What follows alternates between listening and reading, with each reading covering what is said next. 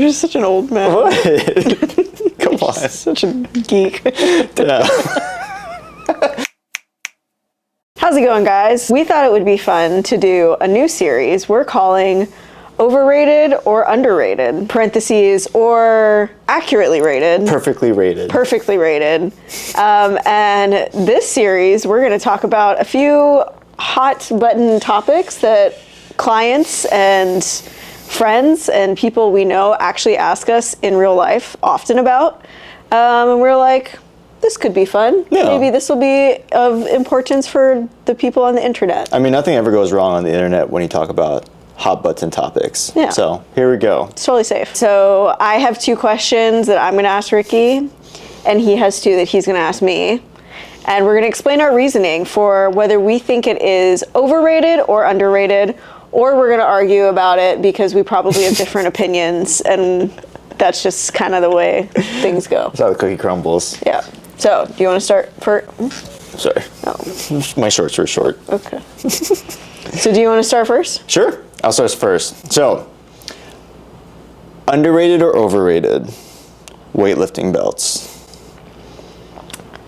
For what?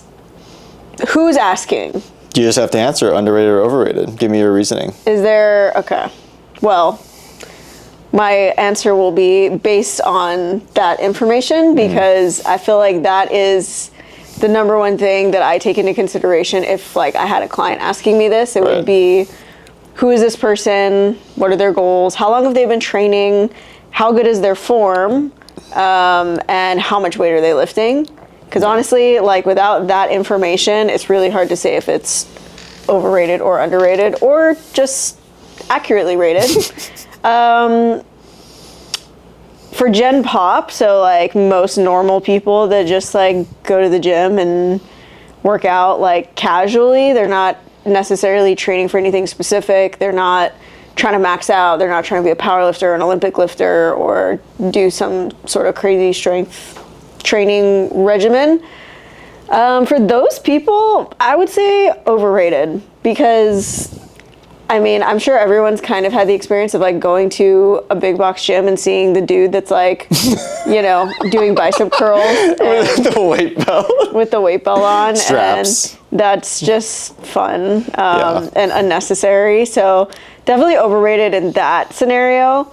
I will say for anyone that is training specifically for weightlifting, obviously like doing powerlifting, doing Olympic weightlifting, doing CrossFit, you know, any of those kind of modalities, there's a time and a place for a lifting belt, but I think that a lot of times people rely too much on them, and then when they don't have them, that's usually how people get injured. Or what actually, you know, we see a lot of is people even just warming up and not practicing good technique and good form and good bracing. Yeah. And then they get hurt just warming up. They're not even at their top set yet. They're just warming up, but they haven't been practicing that internal belt and like bracing and using their core and their supporting muscles to support their spine. And that's how people get hurt. So I would say overrated for most people, accurately rated for anyone that is actually training to move maximum weight. Underrated for people, I guess, that there's also like another like kind of movement happening with people where they're like, I'm not going to wear a belt because I feel like that's for people that are, you know, weak or, you know, you shouldn't have to wear a belt and all of that kind of nonsense. My opinion is if you're trying to max out and if you're someone that's trying to move the maximum amount of weight safely, you should use things that are at your disposal. I am a competitive powerlifter. I compete in meets. I need my belt for those competitions. Like if I didn't wear a belt, like sure, I could still move some pretty substantial weight, but it's not going to be the max of what I could actually be also at what capable cost? of.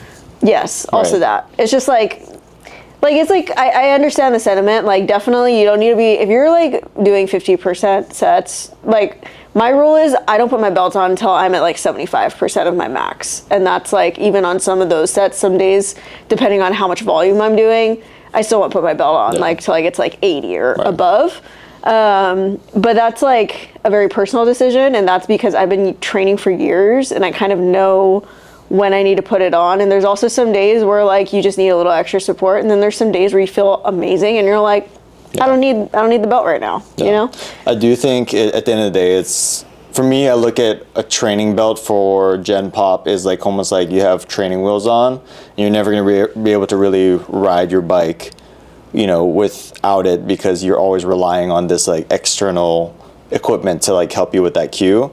But I do think in the sense of like using it properly, it is underrated for those individuals, because it is something when you're competing at the highest level for weightlifting is like you need that, you know, it's just at the end of the day, it's like a safety precaution more than anything like that. Like I wouldn't feel comfortable giving clients deadlifts or squats over a certain percentile without a belt, and it's just purely for just like, why would you not take this? It's like riding a motorcycle without a helmet. It's like, yeah, you can, but it's like, why just put the helmet on, you know? Yeah. That's how I feel. I feel like it's almost like a self-righteous like hill to die on for some people, which is a little weird to me. Yeah. Especially like I've seen there's a movement now of like coaches saying like, well, my clients like never wear a belt, and it's almost like a bragging right, which is fine. I mean, I guess if you're training them that way, but also like if you're maxing out your clients and you feel like you have this like hard on for not letting them wear a belt, I feel like that's a little strange. As the kiddos say nowadays, weird flex, but okay. Yes. So on the internet, to live forever, Hannah Kuntmeyer, weightlifting belts, overrated or underrated?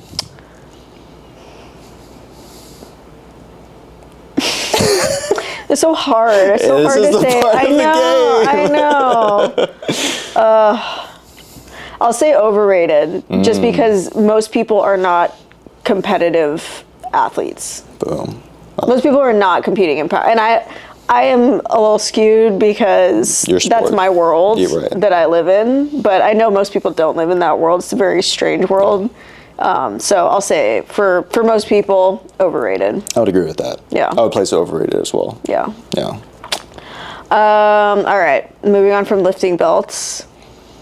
For you, this is more, again, in your weird world now. We live in very different worlds. Very different worlds. Electrolytes, getting a lot of press these days. A lot of these little electrolyte companies popping up. A lot of supplement companies making electrolytes now. It's true. Yes, a lot of fitness influencers.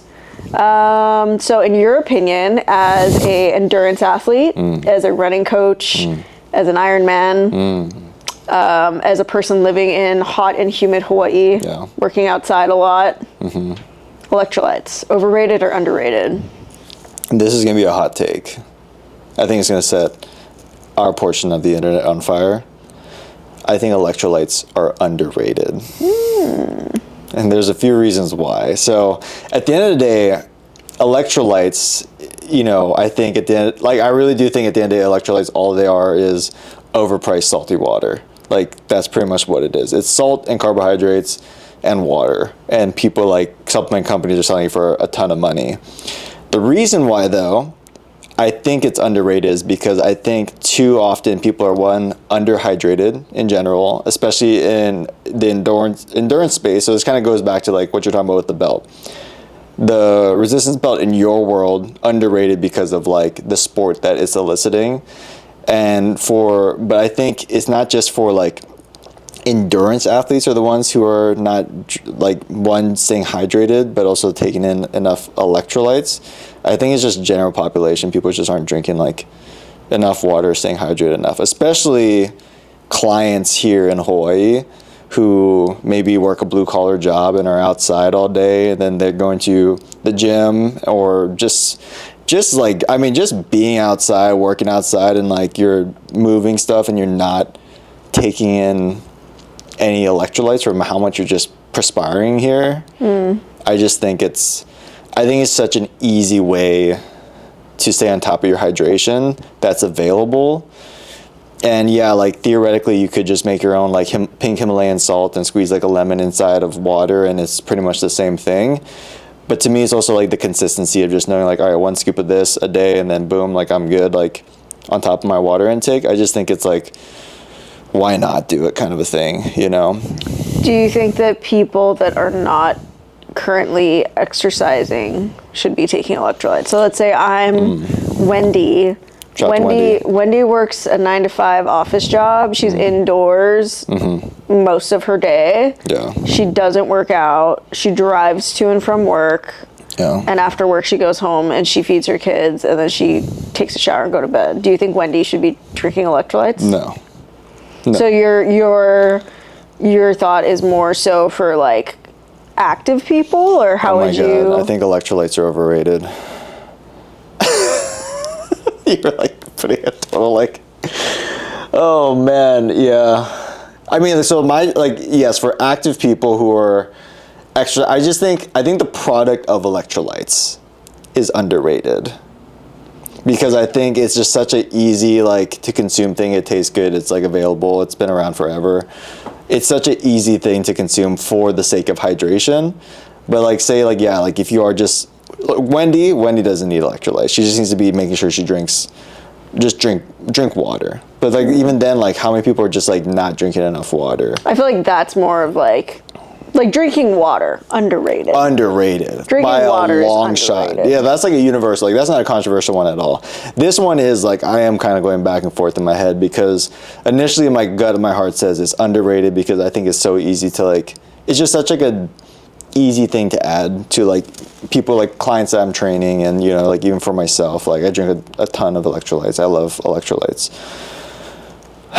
But you are right. I think for like Gen Pop, like people who are just getting into fitness, or they're or just sedentary in general, like shouldn't be taking electrolytes. Because that's like the philosophy I have with like the people I see that. Okay, going back to like the big box gym like example, right? Someone that's in there that's doing like, a like moderate intensity workout, but then they think they need to be taking like a whole thing of electrolytes. They need to be taking like all of these different supplements. Yeah. And I'm like, do they really need all of that? I don't know. Yeah, like, is that I do think.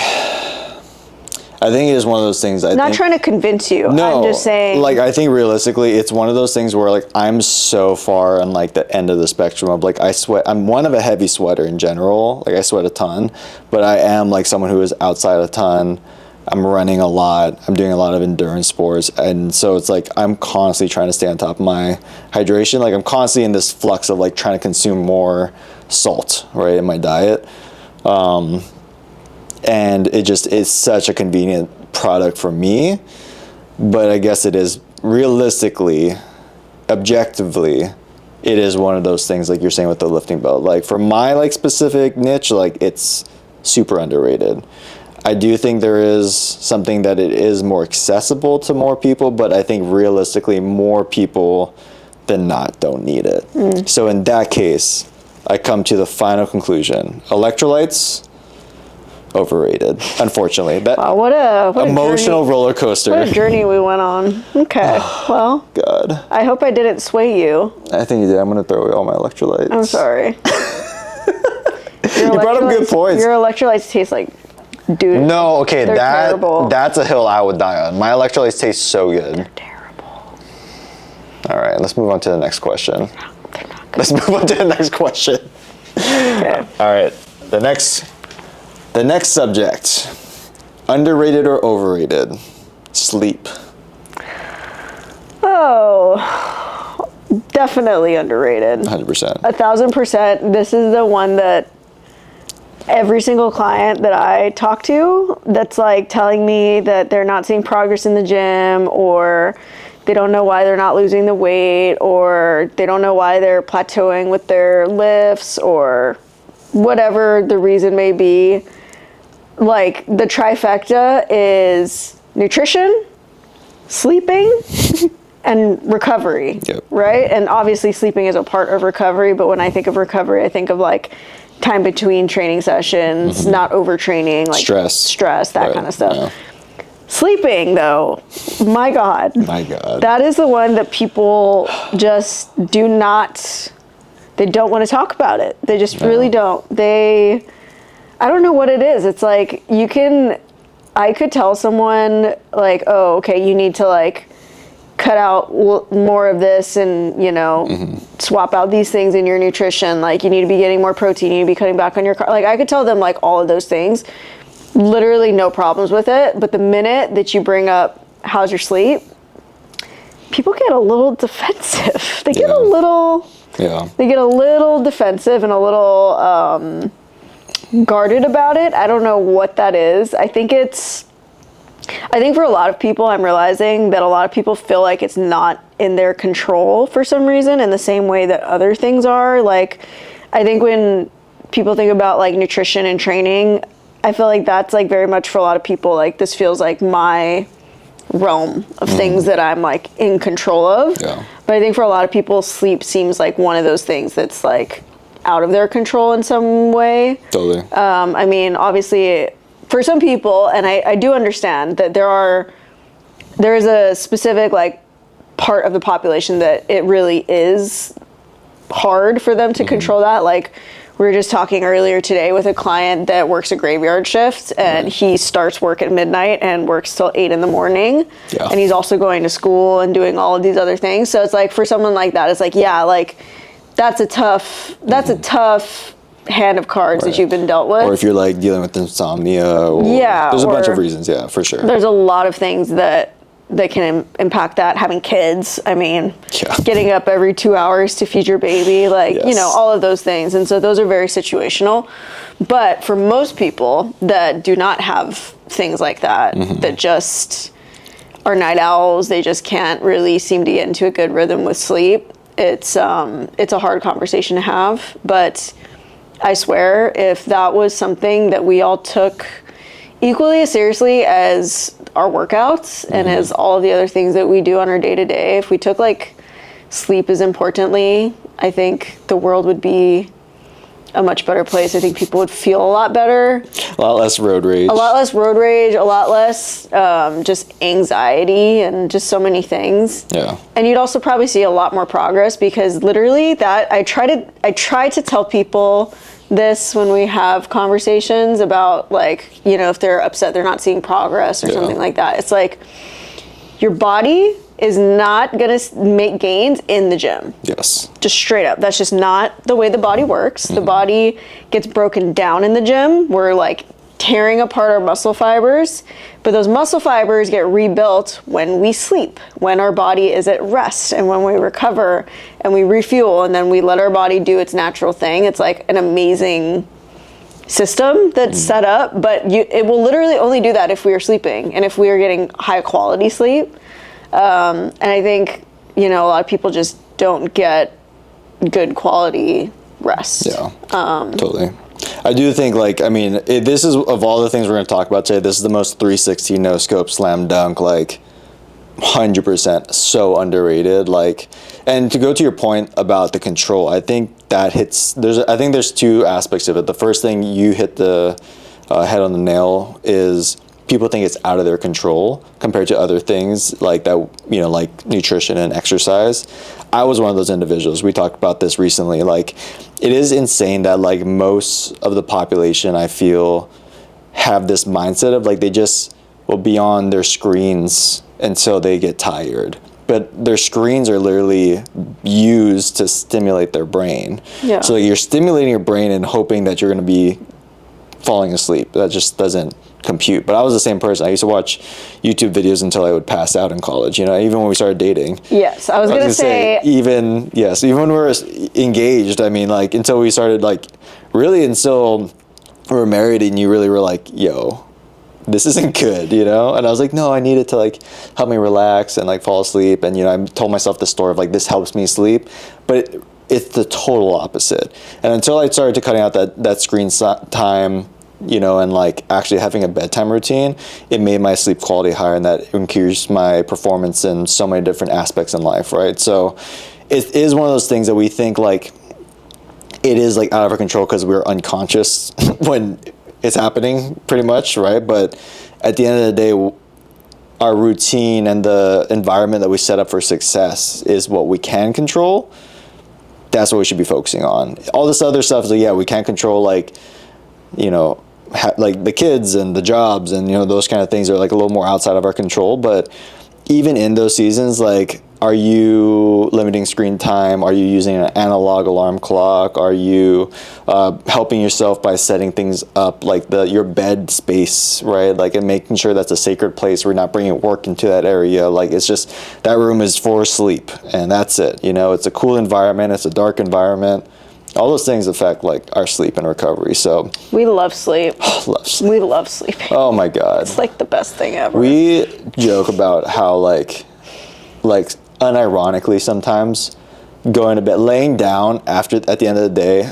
Literally every night we'll lay down and we'll just be like, this is so nice. So nice. This is so nice. We should just stay here forever. Oh God, I know. Sleep is the best. Like, I don't know how people don't like sleeping. I feel like there's a population out there. So this was the other part. This is my ADHD brain, but like, this was the other part. I said there's two parts. The one part is what we just talked about. The other part, I do think, is a psychological thing from a social standard of this idea of like, less sleep, more work, bro. Like, oh yeah, that's just a lot of that, and just that's like so toxic. And there's just like the work cycle in modern day. I just feel like is like you're either in the office or working from home, and I feel like both have their pros and cons, because especially even like from the work from home individuals, that means like you're at your office all day, and then even when you're clocking out, you still have your Teams app, or you still have Slack, or you're still getting emails from your boss about like things that are happening. So like you're never like off. You're just always like on, and so like you're just constantly just like your boundaries of like cultivating, time and space for sleep just gets more and more narrow. And as business owners, like, I feel like we understand that like tremendously. I mean, like, that's something we have to have conversations about, the boundaries, right? And we're not trying to say we have like this whole sleep thing all figured out. Like, trust me, we definitely continue to have to like make changes ourselves. Like, we literally had a conversation a couple of weeks ago about having to like put up boundaries with work, especially like after dinner. We were like, okay, we have to like make a conscious like line in the sand here that after dinner we're not going to hop back on the computer and work for another however many hours, because we were just starting to get into this really nasty cycle of working all day, coaching all day, doing all of these things, coming home, eating dinner, and then working some more. And it was affecting like our ability to fall asleep. Like, we were going to bed like 1 or 2 hours later than we usually do. And then as a result, having a hard time getting up in the morning, feeling extra groggy throughout the day, training's impacted, and then you just kind of get into this cycle. Yeah. And so we had to like have a conversation about it a couple weeks ago and be like, okay, like, we need to figure out a way to get ourselves back into, our normal sleep schedule. Maybe we need to be getting up earlier in the morning and going to bed earlier if we need that extra work time. But for us to be able to maintain a good like nighttime routine, so our brain has the time to wind down, we're not staring at a screen and getting stimulated, we had to like adjust things. So it's definitely something like different seasons call for different protocols and different approaches. Like, I know that, like, again, we own a business and we're married, and we very much understand what that's like and like that struggle.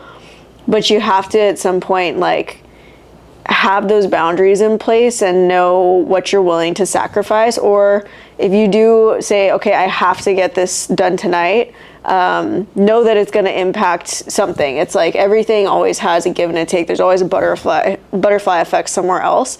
And so it's like, okay, am I okay with these consequences? And if you are, then go for it.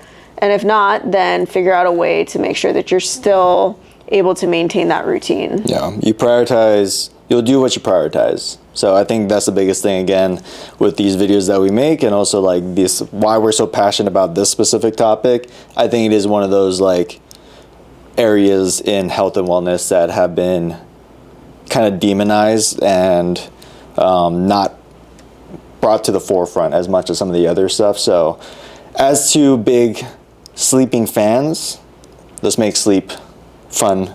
And we could also make like a whole other video about that. We so could. I mean, if that's of interest to anybody, yeah, leave a comment below. Honestly, we would love to like make a deeper dive into sleep, because it is such a deep rabbit hole, and the benefit. I mean, it's like literally. Yeah, we'll have to make another video about it. So if you're interested in that, please leave a comment below. So to answer your question, wait, was that my question or your question? That was your question. It was right? my question to you. Yeah, okay. So to answer your question, I forgot. We kind of got off on a tangent there. Very underrated. Very underrated. Very underrated for everybody. Yeah. Like literally across the board. Old people, young people, athletes, Gen Pop. Yep. Entrepreneurs. Everybody. Literally everybody. So you need to sleep more. Sleep more. Yeah. It's good for you. All right. Last question. Last question. This is another one that I get asked a lot. So I'm interested to see what you think, because this is a little bit more out of your well, not out of your wheelhouse, but it's not as like directly in the endurance space. It's more of in the powerlifting, like strength space. Creatine. Ooh. Overrated or underrated? Ooh. Okay, I'm gonna just listen to my gut. I'm gonna go with my gut, and then we'll see if you can flip it again. Gut says overrated. Overrated. Overrated. Okay. And the reasoning why is I think it's one of those things that, at least in the context of when I been asked this question over because creatine's been around for forever, right? It's one of those. It's one of the older supplements that's been on the market. One of the most tested, and at the end of the day, is actually the ones that actually have like true like clinical trials that show like actual results compared to most of the other BS that's out there. Like it's actually proven to show muscular growth, power output, and improving those sort of things. Recovery, huge thing, right? But here's the reason why I say it's still overrated. Even though it's like, wow, like, well, all those things sound great. Those are all the things that we want to be doing, right? Especially like powerlifting and anything, really. Like, I feel like for most people's goals, like getting stronger, bigger muscles, like sounds awesome, right? But I think people think of creatine, they think of like it works like steroids, where it's like I'm gonna see this like exponential. Oh my gosh, it's like that shirt I have, the tie-dye shirt I have. The one the one I got you, yeah. Your body on creatine? Yeah, body on creatine, yes. I'll put a photo here. Please, boom. It's a great shirt. There it is. It's a wonderful shirt. But yes, like, I think that's what people think it is, like, being on creatine. It's like this, you're going to unlock your third eye, and then all of a sudden you're going to be, like, super jacked, like, overnight. And, like, sometimes, like, I've even had people ask me, like, they're scared to start creatine because they think it is like a steroid that's going to affect your body, and like once you get off of creatine you're going to deflate. I literally was talking to a client yesterday about this. They're like, well, I don't want to start creatine because if I stop taking it every day then my body's going to deflate. And I'm like, that's not how it works, because the reality of creatine, it does have all those benefits, but it's so marginal that it's not going to make up for the meat and potatoes of what muscular growth and power output is going to take, which is consistency of training, great nutrition, amazing sleep. Shout out to our last question. Like, if those three things are like not already being done at a very high level, creatine is going to do nothing for you. Like, you can't just be doing like half-ass workouts and then take creatine and think it's going to make your half-ass workouts better results. That's not how it works. So I think in that sense, for the general population of people and also the general population of people training, I think creatine is not, like, unless you're performing in some sort of sport, I just don't think it's very beneficial. So for me personally, like last time I was consistently on creatine for long periods of time was playing football in college, because I wanted to put on more mass, power output, strength, right? Recovery. But really since then I haven't taken it until recently. It's just like, and even then again, there's no crazy like, oh my God, all of a sudden like it all clicked, but it's definitely, there's marginal improvements. But yeah, so I think overall, like, I view it as something that's over, like, most people don't need it. But if you do use it, yes, there'll be some benefits to it.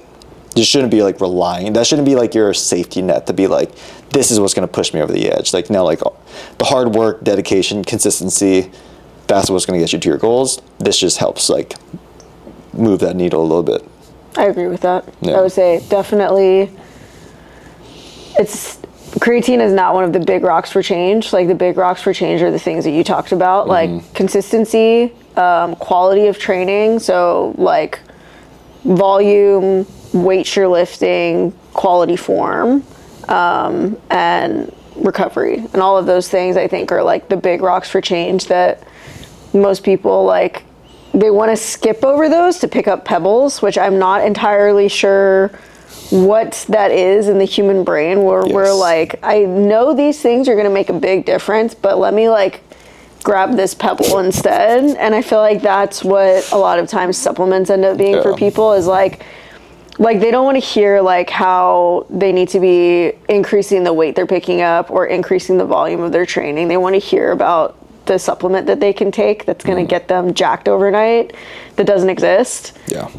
And so I feel like, you know, for a lot of people, it's like, if you're doing all of those things, if you're checking all of those boxes and you're still like wanting to take your performance to the next level, absolutely, creatine is safe. It is, like you said, it is highly studied, highly researched, has good actual data to back it up, unlike a lot of supplements.